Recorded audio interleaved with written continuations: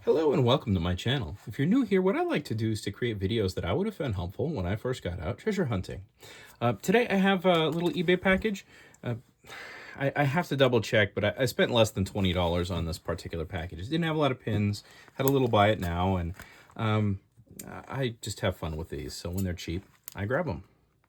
They're not always big wins, and I don't know if this one is actually going to have gold or silver in it, but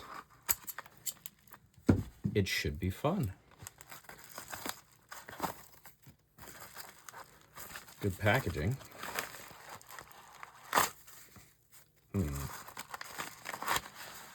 Wow, serious packaging.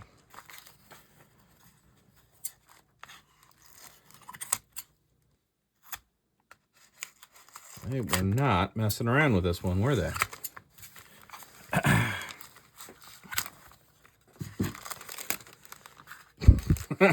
Not at all. Okay. Half of this video is just going to be pulling things out, looks like.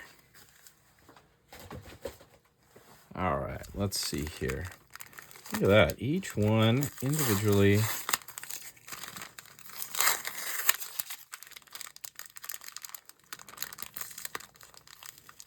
I'll have to look up what this auction was again. I know I didn't spend more than $20 with it on it after shipping, so this is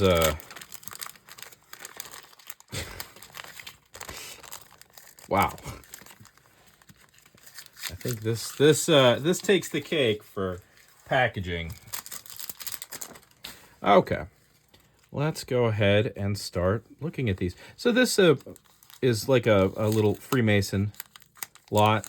I like these little Freemason pins because they are frequently made out of gold. Now it's usually low-karat gold, but sometimes we'll get them in 10K.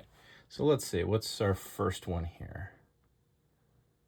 SO number 3. So you've got Freemason, Eagle, Shield, Chicago.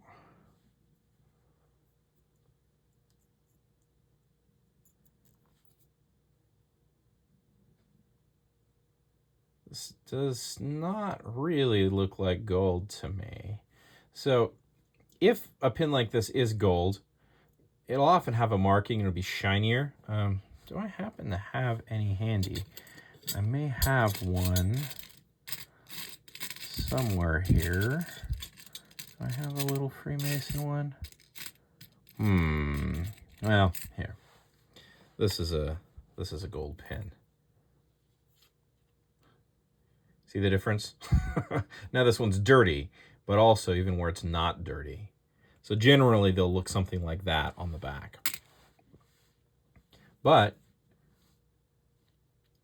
you never quite know. In this case, I'm thinking this one is not gold. It's nice, but it's not gold. It's also one I've never seen. I've never seen the American Shield like that. That's pretty cool. Okay. Let's just keep going. I'll try to zoom out. I don't want any motion sickness here. Oh, okay. So remember when I said that sometimes these things are gold? This is the look you want for gold. And there's a few things here we want to point out. First off, you know, we've got enamel in here, but you can see how nice and shiny it is if we compare. Big difference there, right? And then this new pin that we just pulled out, you see how it's all hand engraved? The whole thing was done by somebody, hand engraving, whereas this was all cast and then put together.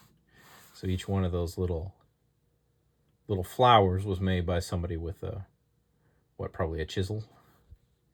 Let's look at the back, see if it says anything. No, it doesn't say anything, but this one could be 10 karat. It's got the C, I believe they call this a C clasp, so it's got some age to it, definitely 1800s. Now, usually these things end up being like a low karat, but we'll go ahead and give this one a test and see if it actually comes out as 10 karat. This is the type of little gold pin that I love. Usually they end up being like 8 karat or maybe 9 karat, not a huge amount of gold content, and that's part of why they're usually not marked, is because they're gold. and they're usually like custom made for somebody, but they're not of a gold that was like legal to say this is gold. There's been laws over the years about how much gold has to be in something to actually call it gold. And different countries at different times have had different standards for that. Okay, what do we got here? 32, so I think that's 32nd degree, again, a Mason pin. But you see that verdigris there? I'm not seeing a lot of hope that this one's gold. I think this is just a brass pin. Yeah. I think you just saw one that is probably gold, even though low carat. So you've got a real good example of one that isn't going to be. Oh. What else we got? Oh, this is a more modern pin for sure. Life Member, Michigan. Now, just because it's a modern pin, if it's the right subject matter, like a Mason pin, doesn't mean it's not gold, but generally it will say what it is. In this case, this one is Terry Berry 24 karat gold plate. So that's nice. It tells us exactly what it is. And that'll be the good thing about like a modern pin, is it will say, hey, this is gold plate, this is gold fill.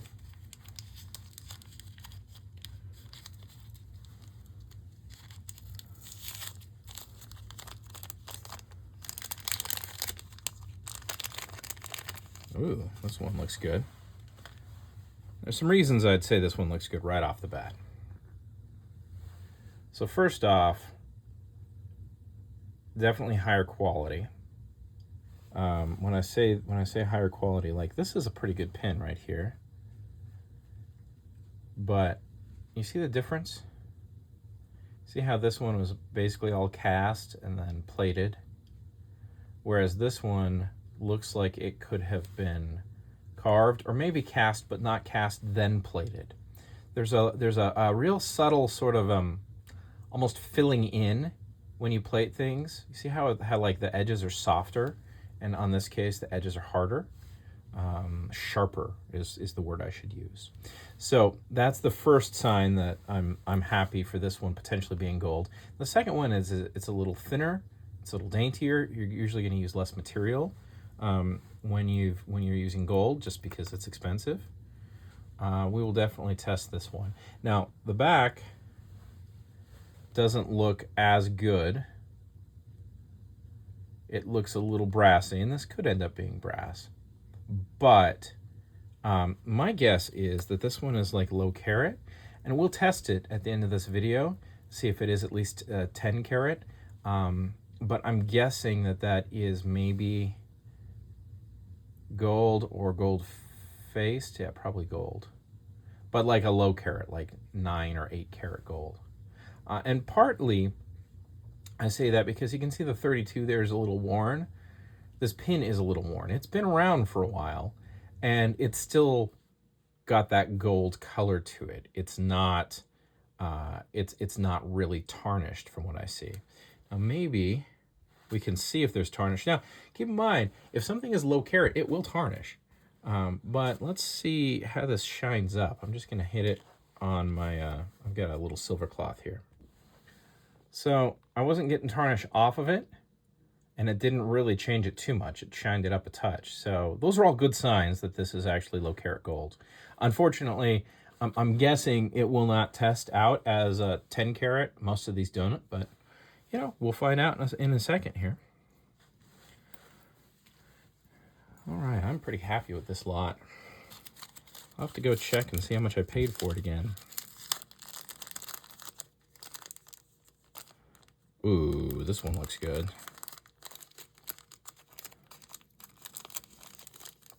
Now, if you're at garage sales, these are definitely the sort of like junk drawer, a little bric-a-brac. Sometimes they're mixed in with jewelry, but there were so many fraternal organizations, and these come in so many varieties. So here we have another Mason pin.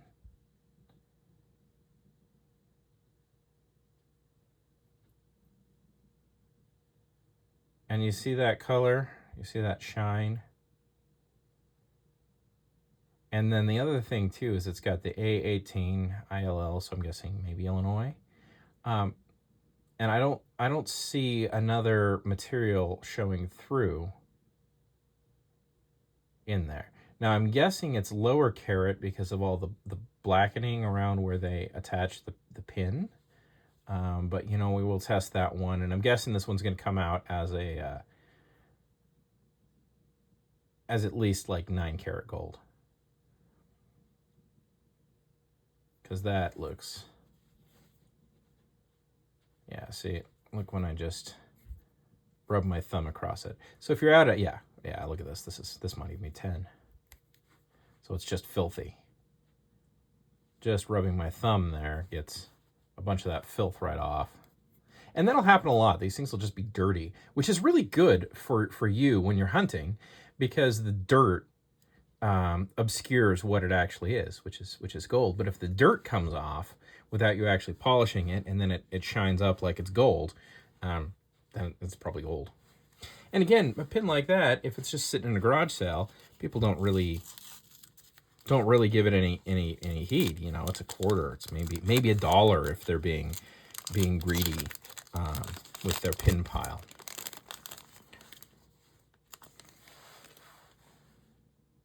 All right, we have another Mason pin from Bay City, so 32nd degree Freemason. This one could be, you know, let's see, what does it say? It's from Detroit. Now, just because something is, oops, that color, that sort of silver color, don't think it's necessarily silver. They made these out of platinum. Heck, I've got one Shriner pin made out of palladium. So they're not necessarily silver. And then also silver will usually tarnish over time, and I don't see a lot of tarnish on there. So I hold out hopes that this is something interesting. But it does not seem to have any markings on the back. I don't know what'll happen if we test this. I think we will go ahead and test it. I might need a little bit of comment support about what metal it could be. We'll hit it with the different test acids and see what happens. I'm guessing, and this is just a guess, I haven't actually looked this up yet, that if you hit like platinum or palladium with, say, even 18 or 22 karat test acid, it doesn't do anything, maybe? Ooh, this one looks like gold too.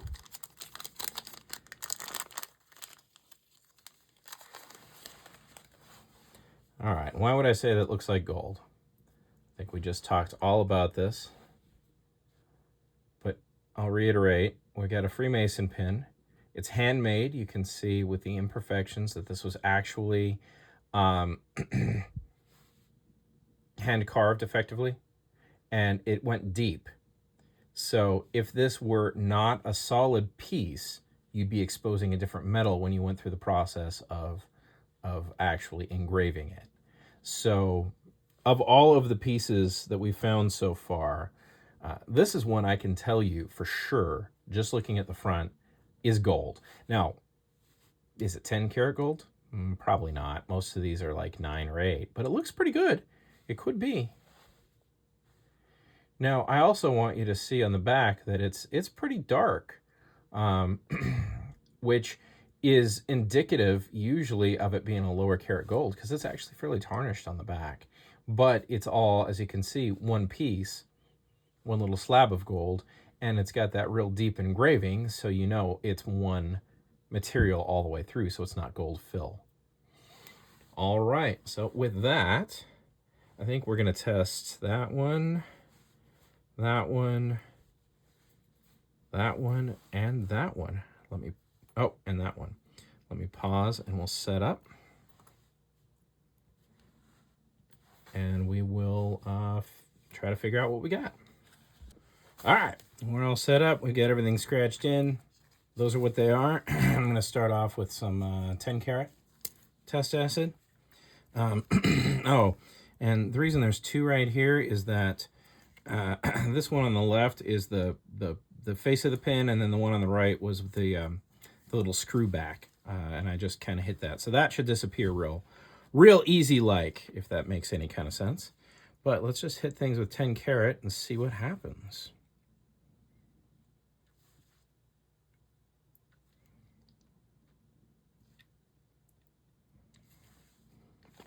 All right, I'm going to pause the video and we'll let that work for just a moment. Well, this is some interesting results.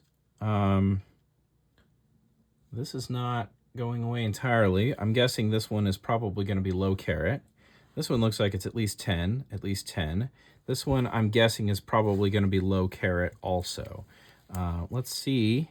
This one could be 14. I found those that are 14 fairly frequently. We'll check 14 for this one. We'll check 14 on here. This seems to be going away. That one is definitely going to be low karat. And then what I'm also going to do here is I'm going to hit this with some silver test acid and also 18 carats. We'll do silver right there. That's going, not sure. So multiple people have told me that 18 karat on a silver will go like bright blue. So we'll see. Just goes right away. Doesn't go bright blue by the looks of it. It's interesting the 10 karat didn't actually completely eat it up though. It's still got a little bit of oomph to it there. 18 sure ate it up. Weird. Okay, and then over here, we're looking like we have 14 karat, 14 karat. Can't complain about that. So we have a 14 karat pin, a 14 karat pin. This one, I'm going to want to retest this because maybe I screwed up my lines here. I find it very odd that the back piece would end up being 10 karat gold. The screw would end up being 10 karat gold, but the face wouldn't. So maybe I just confused which side that was. But I think we have a 10 karat gold pin there. Yeah, we have a 10 karat gold pin. You can actually see maybe it's slightly higher. The 14 isn't quite eating it. And that'll happen too. There'll be kind of a weird, yeah, kind of a weird carat. And then this one has gone away completely with the 10 karat. So I'm not 100% sure what's going on with this pin. It's a little newer, so maybe it is brass, but 10 karat acid is the lowest I have. So that one's going to have to go into my pile for when I have a chance to hit up the pawn shop for some verification. And we've got a little pile of stuff for verification. We'll have a video follow-up where we go through and figure out what the XRF machine at the pawn shop says. I'm going to dab up this little bit of silver test acid, and we'll see if it turned red.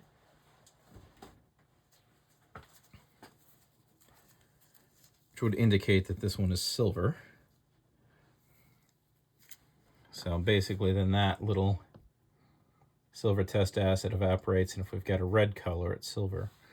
Which it doesn't seem to be. So I don't know what is going on with that one. We will also go ahead and take that one down. We'll add that to our little what's going on with that pile. But as far as this auction goes, and I'll look this up after the video and I'll put it into the description as to what I paid for this. Now, there's hardly any gold here, but you know what? Gold's gold, treasure is treasure, and I really like this kind of treasure. So I hope that you found this video useful, and that you can use this information to go out and find your own treasure. And if you enjoyed the video, please hit that subscribe button if you haven't yet. Smash the like, and comments are always appreciated. If you know anything about any of these or want to add anything to what I talked about with these, I'd love to hear it. I've been just having a grand old time learning from the people who've been commenting on my videos. It's been really, really great. So you've been an awesome audience. Have yourself a great day. Like this, I've been Thomas.